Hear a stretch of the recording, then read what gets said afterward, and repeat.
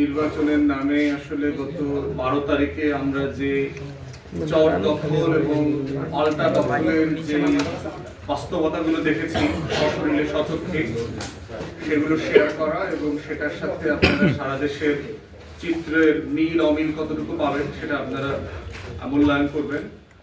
আর দ্বিতীয়ত হচ্ছে নির্বাচন পরবর্তী ভয়, ভীতি, হয়রানি, সহিংসতা, মারধর সেগুলো নিয়ে একটু কথা বলবো।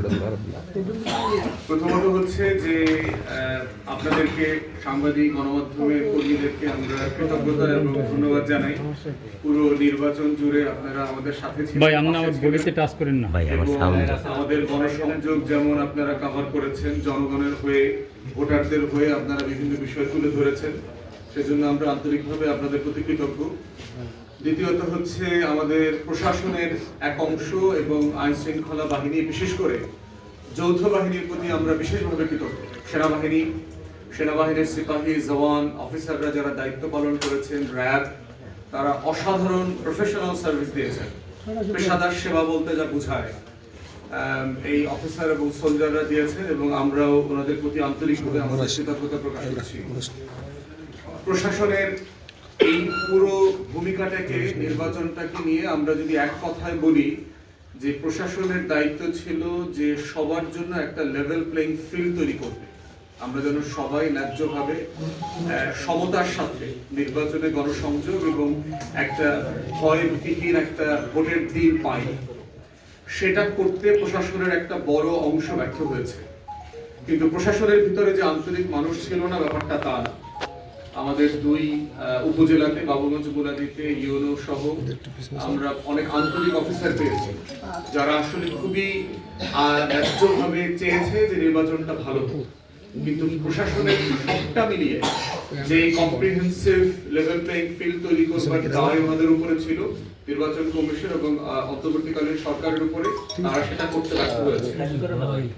ব্যর্থ হবার রেজাল্ট যেটা হয়েছে সেটা হচ্ছে যে 12 তারিখের পুরো দিনটা আমি এবং আমার সহকর্মীরা যারা ছিলেন এখানে, আমার ডানে বামে আমার ক্যাম্পেইন ম্যানেজার সুজন তালুকদার, আমার বায়ে আমাদের জেলা মহানগরীর সেক্রেটারি প্রকৌশলী রাফি, এখানে বরিশাল জেলা বারের অত্যন্ত প্রমিনেন্ট আইনজীবী আছেন অ্যাডভোকেট খায়ের ভাই, আমাদের বাংলাদেশ ছাত্রপক্ষের বরিশাল মহানগরী জেলার দায়িত্বে আয়ুব নবী, তারপরে হচ্ছে আমাদের প্রচার টিমের সদস্য জিহাদ, এদের প্রত্যেককে প্রতি মিনিটে শুধু ভাই এখানে ব্যালট বাক্স ছিনতাই হয়ে যাচ্ছে, এখানে কেন্দ্রে আক্রমণ হচ্ছে, এখানে পিছনের গেট দিয়ে ঢুকে গেছে, এখানে মই নিয়ে আসতেছে, এই কেন্দ্রের বাইরে আপনার তাও, তারপরে চাপাতি, রামদা জড়ো করা হচ্ছে, ওই কেন্দ্রে অস্ত্র নিয়ে ঢুকছে, এখানে সেনাবাহিনী পাঠান, ওখানে পুলিশকে বলেন, ওখানে ইউনোকে জানান, ওখানে র্যাবকে জানান, এখানে আনসার কোনো ভূমিকা পালন করতেছে না, ওখানে ব্যালট বাক্স টাকাচ্ছে।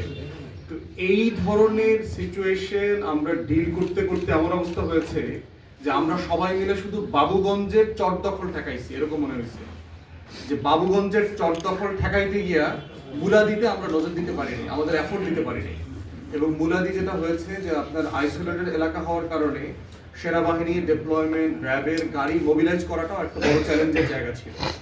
আর মুলাদি যেটা আইসোলেটেড হওয়ার কারণে আরেকটা যেটা সমস্যা হয়েছে, আমাদের এজেন্টরা যে ব্যালট বাক্স টাকাচ্ছে অথবা আপনার সিল ছপ্পর মারতেছে ভয়ে, সেই কথাটা আমাদেরকে 2 দিন পরে জানাইছে, 6টার পরে জানাইছে। সে এলাকা ছেড়ে বরিশালে আসছে অথবা ঢাকায় চলে যাওয়ার পরে আমাদেরকে ভিডিও পাঠাইছে, এই যে দেখেন আমার কেন্দ্রে কিভাবে ব্যালট জালিয়াতি হচ্ছে। ওই ভিডিওটা আমরা প্রকাশ করার পরে তাদের বাড়িতে গিয়ে আবার রামদা দিয়ে তাদের ঘর ভাঙিয়ে দিয়ে আসছে। এখন আমাদেরকে রিকোয়েস্ট করেছে যে ওই ভিডিওটা যেন আমরা আমাদের পেজ থেকে তুলে নেই। আমরা পেজ থেকে সেই ভিডিওটা তুলে ফেলেছি তার নিরাপত্তার জন্য।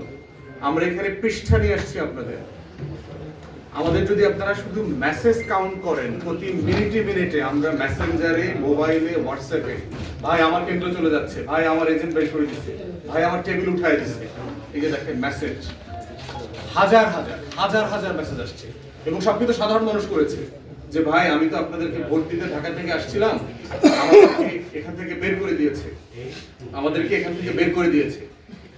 হাজার মেসেজ দেখেন। এগুলো পেজের আফটার পেজ, তাহলে দেখবেন যে কিভাবে মানে এখানে চর দখলের নাটক হয়েছে।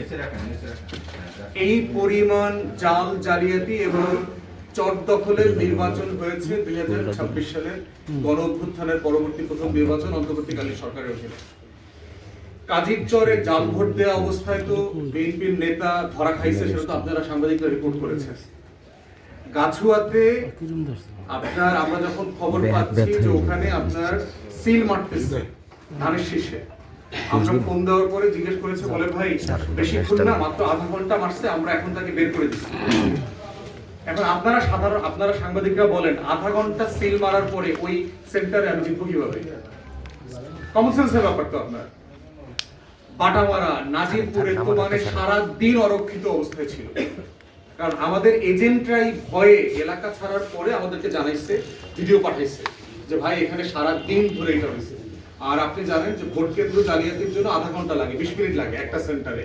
একটা সেন্টারে আমি 500 ভোট কম পাওয়া মানে কিন্তু ওখানে আরেক জায়গা থেকে আমাকে 1000 ভোট বেশি পাইতে হবে যদি আমি এটা সমান করতে হয়। এরপরে হচ্ছে 2 উপজেলাতে এখন পর্যন্ত আমরা যে সিট পেয়েছি, গণভোটের সংখ্যার থেকে এমপি হওয়ার ভোটের সংখ্যা অনেক বেশি। আমরা ইতিমধ্যে 2 জায়গাতেই আমাদের সেন্টার বেস তালিকা চেয়েছি, এই জন্য স্পেসিফিকলি এটা বলছি না, তবে গণভোটের সংখ্যা কম, মূল ভোট অনেক বেশি। আপনারা জানেন ভোট একসাথে 2টা দিতে হয়েছে। সো আলটিমেটলি গণভোট কম হওয়া আর সাদা ব্যালটের ভোট বেশি হওয়া মানে এখানে ভোট জালিয়াতি হয়েছে, এখানে ব্যালট স্টাফিং হয়েছে।